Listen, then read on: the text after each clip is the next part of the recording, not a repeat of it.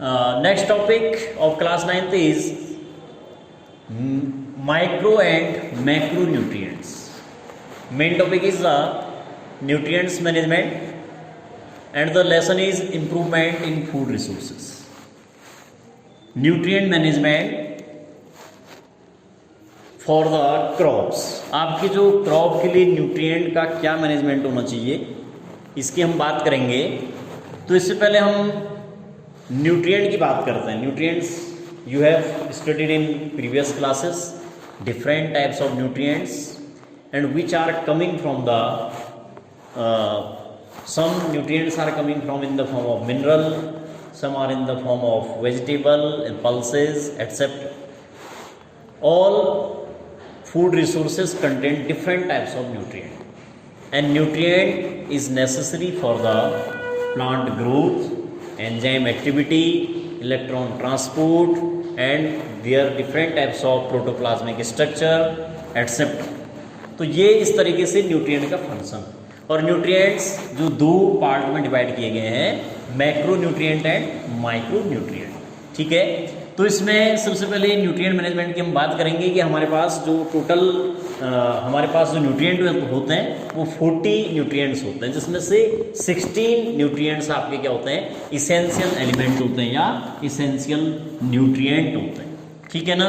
तो इसमें सबसे पहले हम ये मैंने एक चार्ट बना रखा है जिसमें सोर्स हैं कि ये न्यूट्रिएंट्स कहाँ से आ रहे हैं, nutrients in which were nutrients are coming from. ठीक है, अब ये जो न्यूट्रिएंट्स हैं इनके नाम है और ये इसका टाइप है। तो सबसे पहले एयर की बात करेंगे। Air, you know very well that air is a mixture of gases and it has a two nutrients, carbon and oxygen. तो कार्बन आपको पता है जो कि एटमॉस्फेयर में इसका जो परसेंटेज है 21% और 0.03%, और जो ऑक्सीजन का परसेंटेज है 21%। सबसे ज़्यादा परसेंटेज में जो आपकी गैस है आपको पता है नाइट्रोजन 78%। तो कार्बन और ऑक्सीजन ये न्यूट्रिएंट आपके एयर से आते हैं और इनको मैक्रो न्यूट्रिएंट की कैटेगरी में इंक्लूड किया गया है। Next is water. वाटर आपको पता है कि वाटर का फॉर्मूला H2 होता है, जिसमें कि हाइड्रोजन एक न्यूट्रिएंट है और ऑक्सीजन भी इससे कुछ मात्रा में मिलता है। तो ये भी मैक्रो न्यूट्रिएंट की कैटेगरी में है। और ये एक किससे हो गया, वाटर से, और 2 आपके मैक्रो न्यूट्रिएंट किससे आ रहे हैं, एयर से। अब जो सबसे ज़्यादा रिजर्वियर होता है न्यूट्रिएंट का, जिसको आप सॉइल कहते हैं। ठीक है, तो सॉइल में सबसे ज़्यादा न्यूट्रिएंट्स आते हैं, जिसमें कि इन दोनों को अगर हम बात करेंगे ये नॉन मिनरल न्यूट्रिएंट के नाम से भी जाने जाते हैं, because these are coming from air, it is not coming from the soil, so it is called non mineral micronutrient या non mineral nutrients। अब जब सॉइल की बात करेंगे तो सॉइल में बहुत सारे मिनरल्स हैं। सॉइल की टॉप पार्ट जो कि फर्टाइल होती है, जिसको आप ह्यूमस कहते हैं, जिसमें कि डिफरेंट टाइप्स के न्यूट्रिएंट्स होते हैं। और वो न्यूट्रिएंट आएंगे कैसे, जब प्लांट और एनिमल की बॉडी क्या होती है, डेथ उनकी हो जाती है, उसकी लाइफ साइकिल जब कंप्लीट होगी, after the completion of their life cycle their body all nutrients और elements are goes to the soil and after some time it is in the form of nutrient. ये किसके form में रहते हैं, फिर nutrient के form में। तो ये जो न्यूट्रिएंट्स हैं सॉइल से आने वाले, इसमें आपका नाइट्रोजन है, फॉस्फोरस है, पोटेशियम है, कैल्शियम है, मैग्नीशियम है, सल्फर है। ठीक है, तो इन जो 1 2 3 4 5 6 ये जो 6 हैं, इनको फिर से मैक्रो न्यूट्रिएंट की कैटेगरी में इंक्लूड किया गया। और जो उसके बाद iron, manganese, boron, zinc, copper, molybdenum, chlorine, ये जो न्यूट्रिएंट्स हैं इनको माइक्रो न्यूट्रिएंट की कैटेगरी में इंक्लूड किया गया है और इनका जो नंबर है वो 7 है। तो इस तरीके से 7 जो आपके मिनरल न्यूट्रिएंट्स हैं, these are included in the micronutrient and 6 nutrients are included in the macronutrient, and both are the part of nutrient. Otherwise, in other sense we can say nutrients are 2 type, macronutrient and micronutrient. Macronutrients, in the number of macronutrient is 6, which are coming from soil, so it is also called mineral nutrient, क्योंकि ये कहाँ से आ रहे हैं, soil से आ रहे हैं। और इससे पहले मैंने नॉन मिनरल की बात की थी तो ये आपके एयर और वाटर से आता है, ठीक है ना। तो इस तरीके से अगर हम मैक्रोन्यूट्रिएंट की बात करेंगे तो 3 आपके ये हैं और 6 आपके ये हैं, तो 6 + 3 = 9।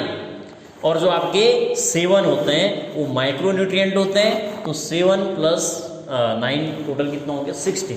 हमने कहा था कि 16 जो न्यूट्रिएंट्स हैं वो क्या होते हैं, इसेंशियल होते हैं प्लांट की ग्रोथ के लिए या क्रॉप के लिए, ठीक है। अब इसकी ये बात कर लेते हैं कि मैक्रोन्यूट्रिएंट और माइक्रोन्यूट्रिएंट्स में डिफरेंस क्या है। तो मैक्रोन्यूट्रिएंट और माइक्रोन्यूट्रिएंट की जो सबसे पहले बात करेंगे कि मैक्रो का मीनिंग नॉर्मली हिंदी में होता है बड़ा, तो इसमें आपके दे भी रखें कि इनकी रिक्वायरमेंट प्लांट के लिए लार्ज क्वांटिटीज में होती है। मैक्रो का मीनिंग बड़ा बोल रहा हूं मैं, बड़ा मीन्स ज्यादा क्वांटिटी में उसकी रिक्वायरमेंट है प्लांट के लिए, और माइक्रोन्यूट्रिएंट की जो रिक्वायरमेंट है प्लांट के लिए वो स्मॉल क्वांटिटीज में होती है। दूसरी बात करेंगे इसकी डेफिनेशन के अकॉर्डिंग, जो कंसंट्रेशन होता है इनका, ये कंसंट्रेशन मोर देन 1 मिलीग्राम पर ग्राम ऑफ ड्राई मैटर के 1 मिलीग्राम पर ग्राम के हिसाब से उसमें इसका कंसंट्रेशन होना चाहिए, ठीक है ना। और माइक्रोन्यूट्रिएंट में बिलो 1 मिलीग्राम पर ग्राम ऑफ ड्राई मैटर, ये 1 मिलीग्राम पर किलोग्राम के ड्राई मैटर से नीचे होगा, ठीक है ना।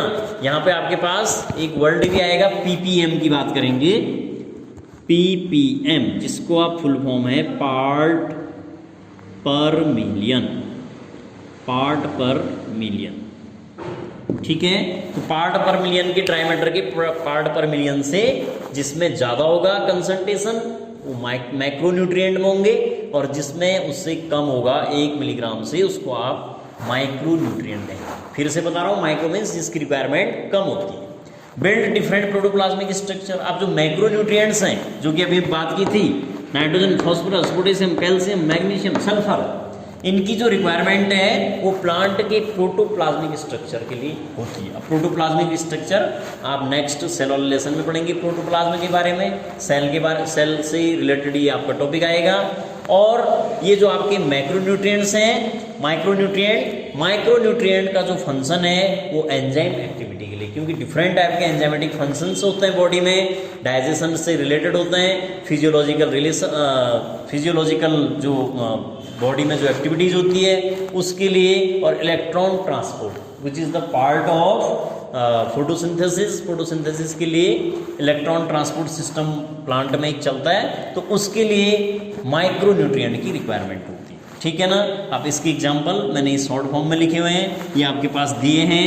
माइक्रोन्यूट्रिएंट की बात करेंगे, nitrogen, phosphorus, potassium, calcium, magnesium and sulphur, all are the example of macronutrient, and the example of micronutrient is iron, manganese, boron, zinc, copper, molybdenum and chlorine, ठीक है ना। तो ये सारे के सारे किसके एग्जाम्पल आ गए आपके माइक्रोन्यूट्रिएंट्स के। इनके नंबर कितने होते हैं 7, इनके नंबर कितने होते हैं 9, क्योंकि इसमें से जो मैक्रोन्यूट्रिएंट है वो कार्बन, ऑक्सीजन और हाइड्रोजन भी हैं। तो 6 + 3 इसमें आपके 9 आएंगे और इसमें आपके 7 माइक्रोन्यूट्रिएंट आएंगे। तो 7 + 6 टोटल कितना हो गया 13।